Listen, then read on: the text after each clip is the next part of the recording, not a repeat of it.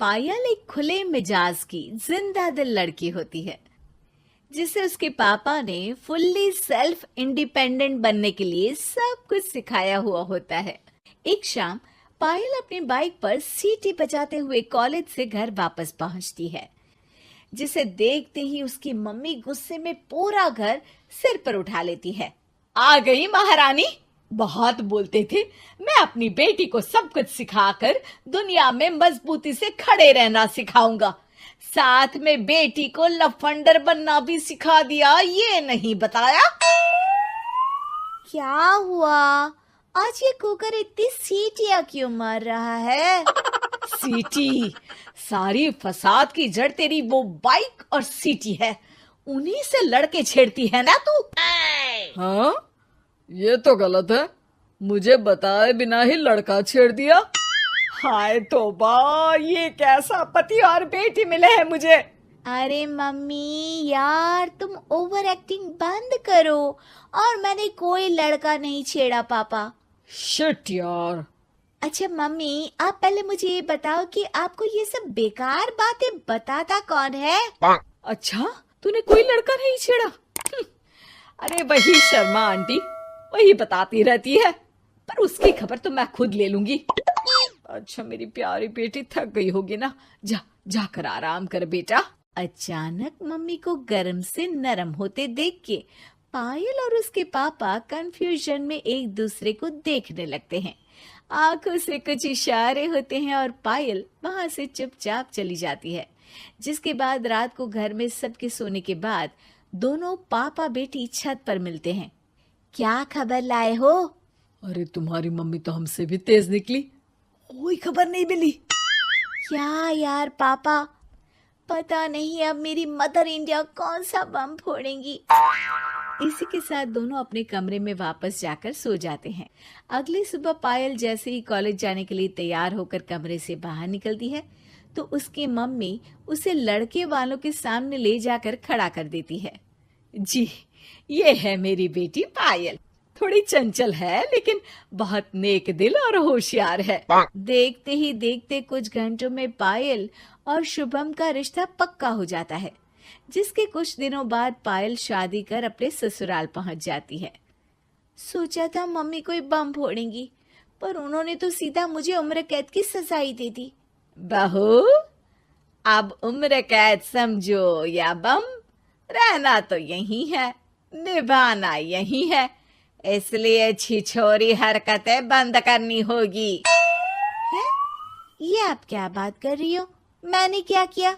इतने मासूम ना बनो, मुझे तुम्हारे कारनामों के बारे में सब अच्छे से पता है।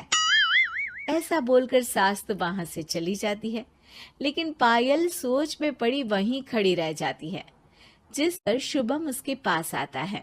तुम मम्मी की बात का बुरा मत मानना, वो पड़ोस वाली आंटी ने उन्हें तुम्हारी बाइक चलाना, सीटियां बजाते हुए घूमना, बेधड़क सबसे बात करना वगैरह जैसी कुछ बातें बता दी है, जिसे सुनकर उन्हें गुस्सा आ गया है। पर फिक्र मत करना, धीरे धीरे साथ रहने से वो भी ठीक हो जाएंगी। Thanks for your concern, but I don't care. Payal सीधा अपने कमरे में चली जाती है। अगली सुबह कॉलेज जाने के लिए तैयार हो सीटी बजाते हुए कमरे से बाहर निकलती है, जिसे देख सास गुस्से से तिलमिला उठती है। महारानी, शादी के अगले ही दिन ये हीरोइन बनकर कहाँ चल पड़ी? और ये लफंगों की तरह सीटियां बजाना बंद करो। ये हमारा घर है, कोई सड़क नहीं जहां तुम आवारागर्दी करती घूमो। मम्मी जी, सीटी बजाने और कंफर्टेबल कपड़े पहनने से लोग कब से आवारा बनने लगे? इसी के साथ सास बहू का युद्ध शुरू होने ही वाला होता है कि शुभम वहां पहुंच जाता है। माँ, उसका कॉलेज है इसलिए ऐसे तैयार हुई है। और पायल, तुम भी माँ को समझने की थोड़ी कोशिश करो ना प्लीज। सिचुएशन संभालकर शुभम और पायल घर से निकल जाते हैं। इसी तरह दिन बीतने लगते हैं, जिससे सास बहू की लड़ाइयों के बीच शुभम पिसता रहता है, लेकिन साथ ही वो दोनों एक दूसरे की आदतों को अपना भी लेती हैं। पर पायल का सीटी बजाना सास को आज भी नागवारा ही होता है। आसमान गिर जाएगा, धरती फट जाएगी, पर इसकी सीटी ना जी ना, कभी बंद नहीं होगी। अरे मम्मी जी, जब आप मेरे कुछ बोले बिना सीटी से ही समझ जाती हो कि मैं क्या बोल रही हूँ, फिर इसे बदलने की क्या जरूरत? यही तो हमारी यूनिकनेस है। पायल की बात से ज्यादा सहमत ना होते हुए भी सास हंस पड़ती है। उसी शाम पूरा परिवार घूमने जाने का प्लान बनाकर घर से निकल जाता है और उनके जाते ही घर में चोर घुस आते हैं और तभी वो सब भी दोबारा घर के अंदर आते हैं बाहर से। क्या यार पायल, एक शाम भी फोन के बिना नहीं रह सकती थी क्या? घर में ही तो फोन है, कहाँ चला जाता? अब जल्दी अंदर जाकर अपना फोन लाओ, मम्मी और मैं यहीं बाहर वेट करते हैं। ज्यादा बोल रहे हो, देखो अब और धीरे काम करूंगी। ऐसा बोलकर पायल घर के अंदर जाती है और बहुत देर तक बाहर निकल कर नहीं आती। अरे ये तो सच में जानबूझकर लेट करने लगी। चल कर देखते हैं ना। दोनों जैसे ही मेन डोर के नजदीक पहुंचते हैं, उन्हें पायल के सीटी बजाने की आवाज सुनाई देती है। हमें लेट करके खुद मजे से बैठी सीटियां बजा रही है। अरे गधे, ये मजा नहीं सजा है, जल्दी से पुलिस को फोन कर। माँ की बातों से कंफ्यूज्ड शुभम उसे देखता ही रहता है। सास खुद ही पुलिस को फोन कर देती है। कुछ देर बाद वो दोनों पुलिस के साथ घर के अंदर जाते हैं तो पायल एक कुर्सी पर बंधी होती है और सास को देखते ही दोबारा सीटी बजाने लगती है।